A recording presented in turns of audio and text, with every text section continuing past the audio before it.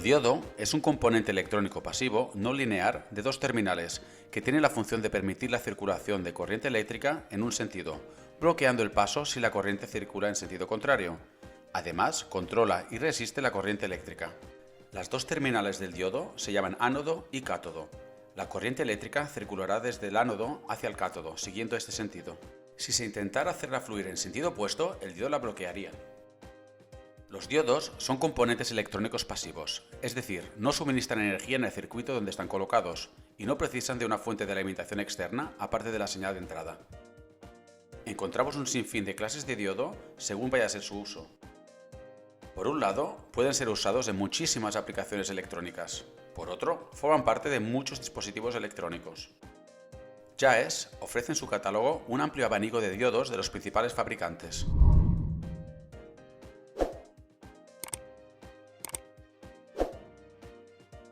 Sin embargo, ¿de qué está hecho un diodo? Podemos observar que aquí dentro encontramos un material semiconductor, en este caso particular el silicio. En teoría, el cristal de silicio no presenta electrones libres en la banda de conducción. En este caso específico, el silicio en cuestión ha sido dopado. Con la palabra dopado, entendemos que el silicio ha sido sometido a impurezas con varios elementos, o sea, se ha añadido en el interior de su entramado cristalino un pequeño número de átomos con la finalidad de modificar drásticamente el comportamiento eléctrico del cristal. A estos les llamamos átomos donadores, porque se encargan de ceder electrones al entramado cristalino del silicio. Así pues, se crean dos partes distintas en el interior del diodo, con dos niveles diferentes de carga. Una parte es dopada con el objetivo de poder obtener un exceso de electrones y en consecuencia se carga negativamente, mientras que la otra parte es dopada de modo a obtener un exceso de huecos y por consiguiente se carga positivamente. Llamaremos a la parte cargada negativamente por N y a la parte cargada positivamente P. Así podremos distinguir a la llamada unión PN. Ahora podemos contemplar cómo en la parte N del diodo encontramos una mayoría de electrones libres, mientras que en la parte P hallamos una mayoría de huecos, o sea, puestos ausentes de electrones. Cuando nos encontremos en esta situación, la parte N mostrará tendencia a ceder los electrones en exceso, ya que estos se desplazarán de forma natural hacia los huecos disponibles en el lado P. Por todo ello, la zona limítrofe de la parte P va a cargarse levemente negativamente, mientras la zona limítrofe de la parte N va a cargarse ligeramente positivamente. Entonces, entre ambas partes va a discurrir una corriente que intentará equilibrar esta diferencia de carga. Esta corriente se llama corriente de difusión. De esta manera vamos a poder ver la llamada zona de vaciado. Al encontrar en esta misma zona una carga positiva y negativa, se creará un campo eléctrico que discurrirá del cátodo hacia el ánodo. Este campo eléctrico propiciará la formación de otra corriente, la corriente de deriva. Esta se encargará de equilibrar la susodicha corriente de difusión. Al tener presente un campo eléctrico, se va a crear un potencial eléctrico y por consiguiente un potencial de barrera. El potencial de barrera se origina cuando el campo eléctrico se contrapone a una mayor migración de electrones de la parte N hacia la parte P. Con ello se da pie a la formación de un tipo de barrera contra la circulación de electrones.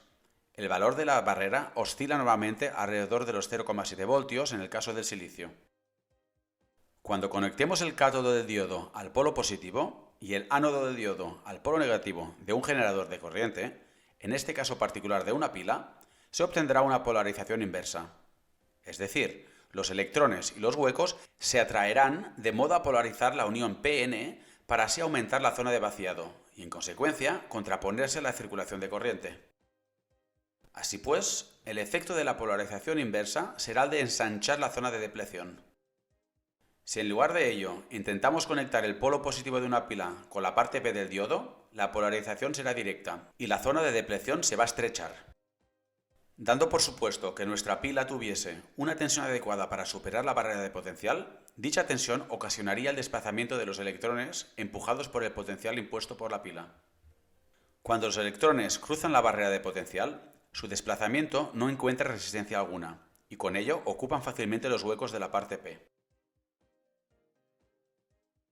Ahora, los electrones que se están desplazando de la parte N para ocupar los huecos de la parte P, a causa de la atracción del polo positivo de la pila, seguirán adelante para continuar ocupando los huecos siguientes, para más adelante fluir a través del circuito externo. Conocemos esta condición como polarización directa de un diodo. En pocas palabras, el diodo se comporta como una válvula de retención, solo que en este caso la circulación no es de agua, sino de electricidad. Ahora veamos lo que sucede al variar la tensión de entrada y observemos la respuesta del diodo. Con la tensión invertida podemos contemplar una circulación de electricidad insignificante. En polarización directa y tensión inferior a 0,7 voltios se observa una circulación de electricidad insignificante. Sin embargo, tan pronto se supere dicha barrera de potencial, tendrá lugar un fuerte incremento de corriente eléctrica. En todo caso, podemos destacar que la tensión en los diodos no puede superar por mucho los 0,7 voltios, incluso en el caso de una tensión de entrada alta. En este caso, el diodo opone poca resistencia contra el flujo de corriente. Si se diera polarización inversa, en caso de aplicar una tensión muy alta, se podría causar daño al diodo y en consecuencia se ocasionaría un aumento del flujo de corriente. La propiedad del diodo de hacer circular la corriente en un solo sentido puede usarse en muchos dispositivos electrónicos, como por ejemplo en un puente rectificador. En la mitad positiva, el circuito hará circular la corriente como os mostramos. Los otros dos diodos se encontrarán en una polarización inversa. En la mitad negativa sucederá justo lo opuesto. Así pues, conseguiremos el mismo sentido de conducción de electrones en la salida. Es posible suavizar aún más la salida incorporando un filtro capacitivo y un regulador.